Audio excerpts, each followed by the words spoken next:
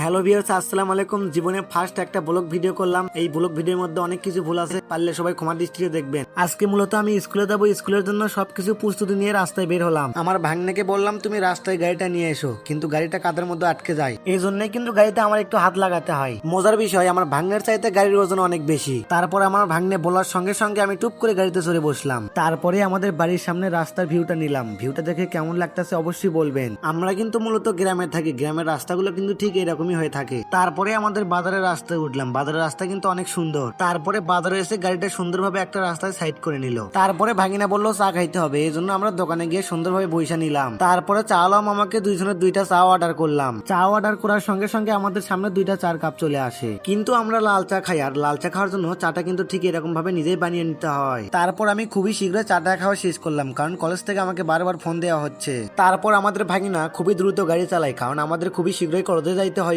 আমরা কিন্তু খুবই শীঘ্রই কলেজে পৌঁছে যাই, আর কলেজে পৌঁছে যাওয়ার সঙ্গে সঙ্গে আমরা কিন্তু গেটটা ঠিক এইভাবেই পার হই। তারপর সামনে দুইটা মেয়ে আসার কারণে আমাদের কিন্তু ক্যামেরাটা বন্ধ করতে হয়। আলহামদুলিল্লাহ, তারপরে আমি সুস্থভাবে ক্লাসরুমে পৌঁছে যাই। আলহামদুলিল্লাহ, তারপর আমি আমার প্রিয় স্যারের ক্লাসটা করলাম। সবাই ভালো থাকবেন, সুস্থ থাকবেন।